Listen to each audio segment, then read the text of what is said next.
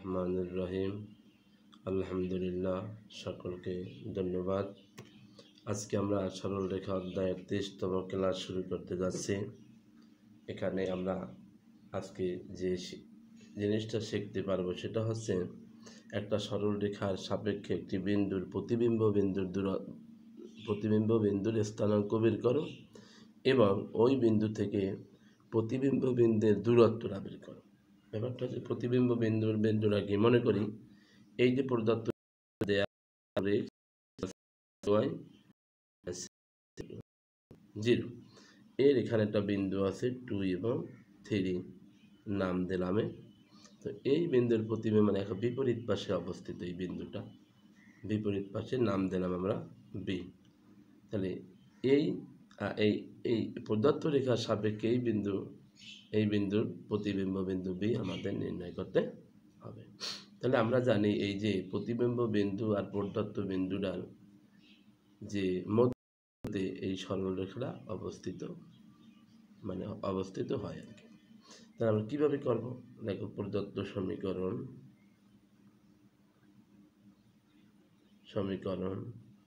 4x 3y - 7 যেটা 1 number দিই, এবং প্রদত্ত বিন্দুটি আমি এ ধরলাম 2, 3। এখন ধরি প্রতিবিম্ব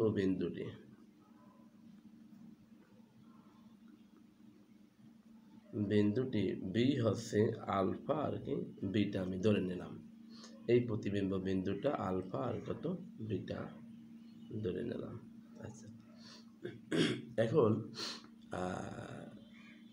লক্ষ্য করো যে আমাদের এখানে যে সমীকরণটা দেয়া আছে, তাহলে এই সমীকরণের এর যে মধ্যবিন্দু মনে করি সি বিন্দুটা একেবারে x + 3y - 7 এই বিন্দুর উপর অবস্থিত, কারণ এই দুটার মধ্যবিন্দু দিয়ে এই রেখাটা চলে গেছে। প্রতিবিম্ব মানে কি এইটার বিপরীত পাশে যে একটা বিন্দুটা যত দূরত্বে, মানে এসির দূরত্ব যতটুকু এবং সিবির দূরত্ব ততটুকু, অর্থাৎ সি বিন্দুটা এ বি এর মাঝ বরাবর আর সি বিন্দুতে এই রেখাটা অবস্থিত। আচ্ছা, তাহলে আমরা বলতে পারবো এ বি এর মধ্যবিন্দুটা এই প্রদত্ত রেখার উপর অবস্থিত। তা আমরা করবো কি, এখন এ বি এর মধ্যবিন্দু বের করবো। দেখো,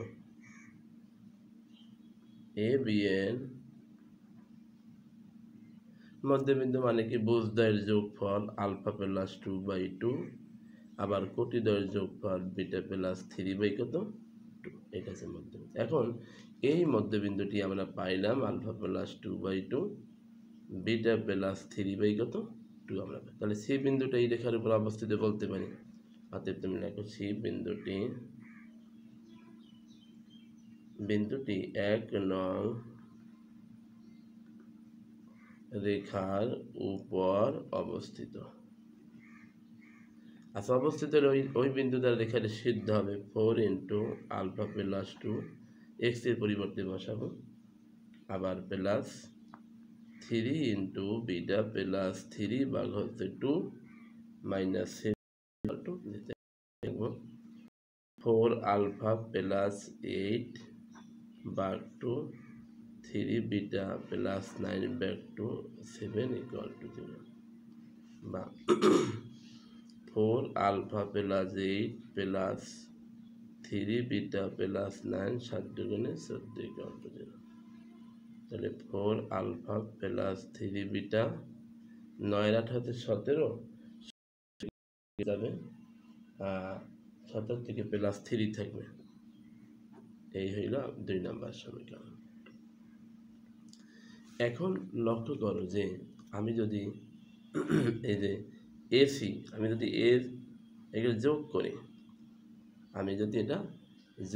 তা আমি বলতে পারি কি যে এবি রেখাটা, এটা নাম যে সিডি 1 নং সমীকরণ আমি দিলাম বা সিডি সমীকরণ দিলাম, তাহলে এরপর লম্ব না লম্ব। তাহলে আমরা এসি এর ঢাল এবং এই সিডি এর ঢাল এর গুণফলটা মাইনাস জানাবে। আমরা জানি দুইটা সরলরেখা যদি পরস্পর লম্ব হয়, যে এই ঢাল আর ওই রেখার ঢালের গুণফলটা কত হবে?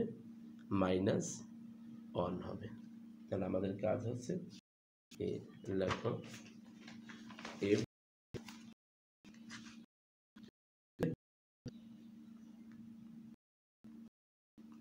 এ বি লম্ব কি সিডি।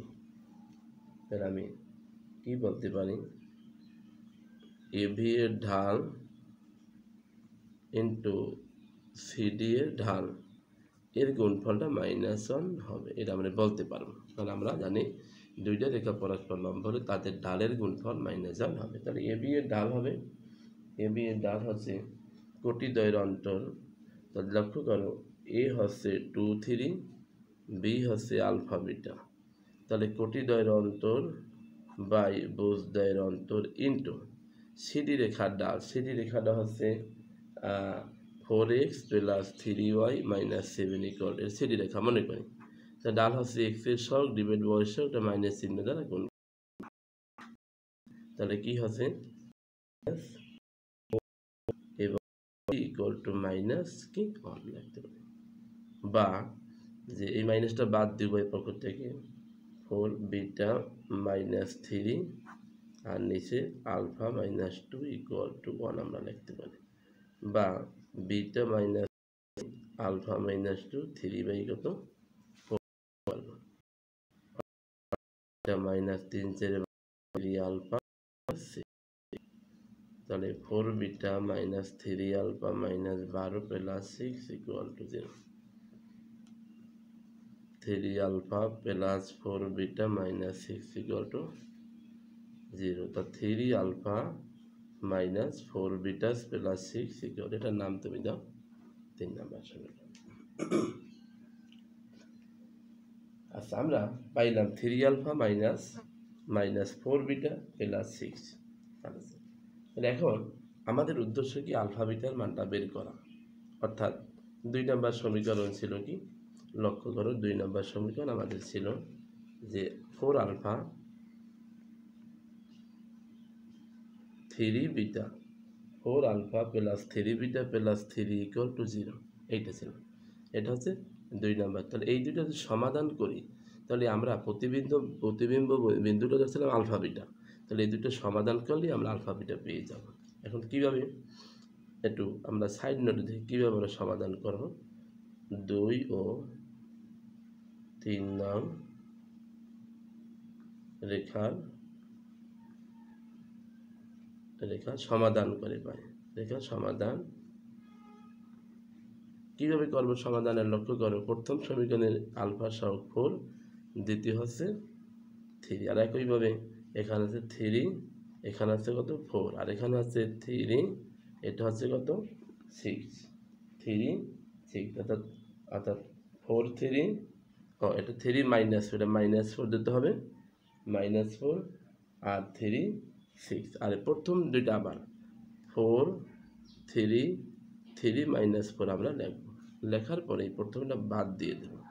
তাই কি লিখব, এখানে আলফা লিখব, এখানে লিখব আমরা কি আলফা সমান এটা বিটা লিখব সমান 1 লিখব। তাহলে আমরা এই দুটোর গুণফল কোনাকুনি 3 6 18 3 4 12, গুণফলের বিয়োগফল 3 6 18 -12, আর মাইনাস একটা সূত্রের -12 লিখলাম, মানে গুণফলের বিয়োগফল। আবার যখন বিটা লাগবে বাকি তিনটা 4টি কোনাকুনি গুণফল 3 3 9 4 6 কত 24, যখন অন লাগবো অন এটা -16 বিয়োগ কত 9। তাহলে alpha equal to 18 plus 12, beta equal to 15 minus দেখা যাবে, আর এখানে 1 কত 25 লাগবে। তিনটে জিনিস সমান এটা লেখা যায়, এটা সমান এটা লেখা যায়। তো আলফা ইকুয়াল টু যে 18 আর 12 সম্ভবত 30, বিটা বাই -15, 1 কত -25 আমরা লিখতে পারি। তাহলে এখন এই আলফা সমান এটা লেখা যাবে, এটা সমান এটা। তাহলে অতএব যে আলফা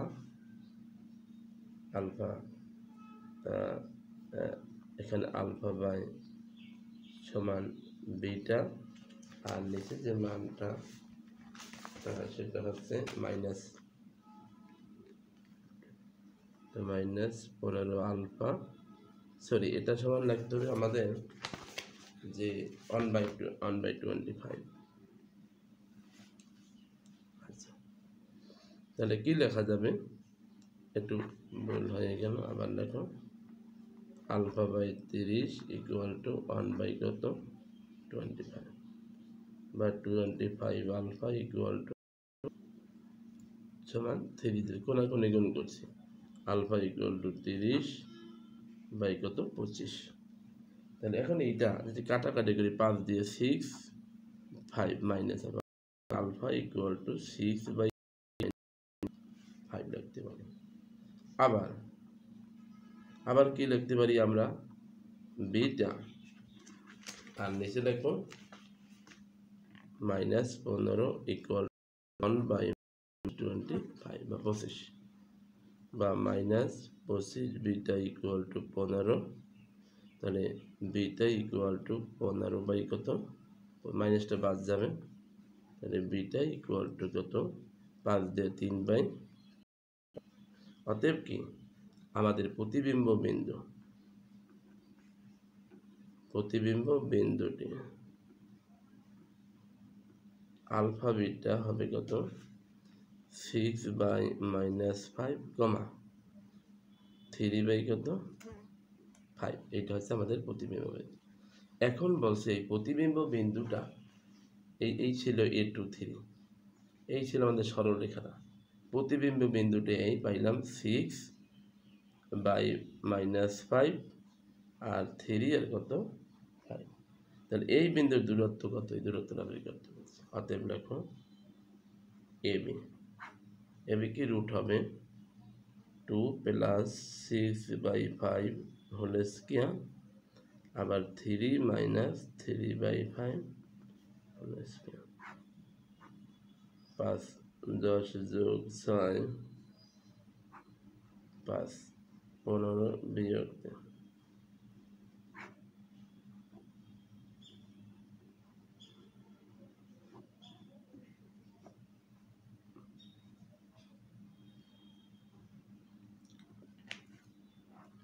এখানে লিখতে পারবো 256 বাই কত, 5 5 25 যোগ 154 44/25 রুট দাও। এই করলে 25 হবে, 256 144। তাহলে কত হবে যে তোমার যে 4.1 5.9.1 4 কত 25। তাহলে আমরা 16 25 416, তাহলে 16 √, মানে 4। এই যে 4 একক দূরত্ব, অর্থাৎ এর প্রতিবিম্ব বিন্দুটা এবং ওই বিন্দুর দূরত্বটা কত, 4 একক।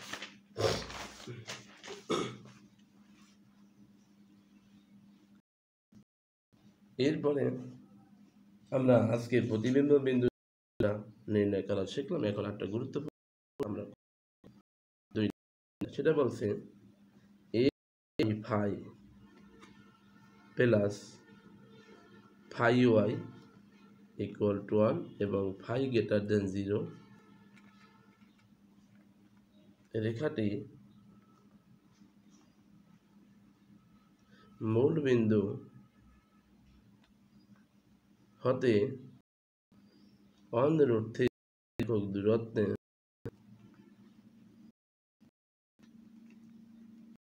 থাকলে phi এর মান বের করো।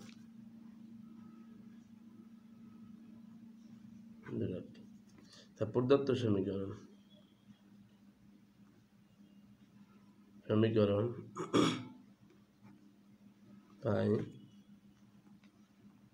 phi ইকুয়াল টু 1, 1 নাম্বার সমীকরণ phi।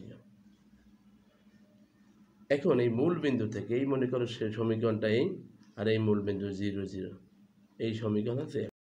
এই দূরত্বের মানটা দেওয়া আছে 1/√3 হলে phi এর মানটা। তাহলে এখন দেখো 0 0 থেকে 1 নং রেখার লম্ব দূরত্ব কি হবে 0/5 y + 1 ডিভাইড বাই √1 x এর বর্গ আর y এর সমান। এটা আগে পরে x এর সহগের বর্গ y সহগের বর্গ। তাই কি হবে -1 গুড়াই লিখি 1/5² x এর সহগের বর্গ আর শুধু ফাই হচ্ছে y এর সহগের বর্গ। তাহলে এটাকে লেখা যায় পরম মান -1/√1 1/5²। এই যে তাহলে এখন প্রশ্নের মধ্যে আমাদের দেয়া আছে আমার দূরত্ব -1/√1 1/5² আর এখানে কি 5² ইকুয়াল টু কি 1/√3। তাহলে আমরা বর্গ করে দেব 1/5² ইকুয়াল টু কি 1/3। আমরা এটা বর্গ করে দিলাম।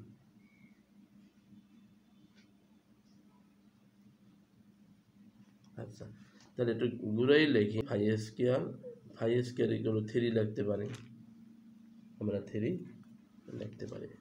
তাহলে এটা সূত্র আছে a² + b² 1/5 + 5 হোল স্কয়ার -2 1/5 শুধু 5 ইকুয়াল টু 3 বা 1/5 + 5 হোল স্কয়ারে কাটাকাটি যাবে 3 + 2 1/5 5² ইকুয়াল টু 5। তাহলে আমরা এদিকে লিখতে পারি, লক্ষ্য করো 1/5 + 5 ইকুয়াল টু √5 আমরা লিখতে পারি। তাহলে লিখতে পারি 1 + স্কয়ার ইকুয়াল টু √1। তাহলে কি লিখতে পারি 5² + 1 √5 বা 5² - 5 + 1 ইকুয়াল টু 0 আমরা লিখতে পারবো। তাহলে এখন এটাকে আমাদের সমীকরণটা ছিল কি, লক্ষ্য করো যে সমীকরণটা ছিল 5² - √5 + 1 ইকুয়াল টু 0। এর সমাধান নির্ণয় সূত্র হচ্ছে ফাই এর মানটা এই সূত্রটা দেখো x equal to -b plus minus b² -4ac বা কত 2 এই সূত্রটা। তাহলে এখন এখানে যে আমাদের নিচে তো 2a x² সহগণ আর minus into √5 plus minus b² -√5 whole square -4a আর কত c। তাই কি √5 প্লাস মাইনাস 5 মাইনাস কত 4 আর নিচে কত 2। তাহলে কি দাঁড়াইল √5 প্লাস মাইনাস কত 1 আর নিচে 2 কত 5।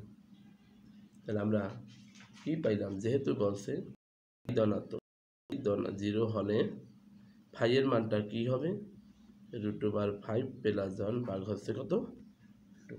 যেহেতু ফাইটা ধনাত্মক মান সেই কারণে এটাই আনসার। তো শিক্ষার্থীবৃন্দ সকলকে ধন্যবাদ।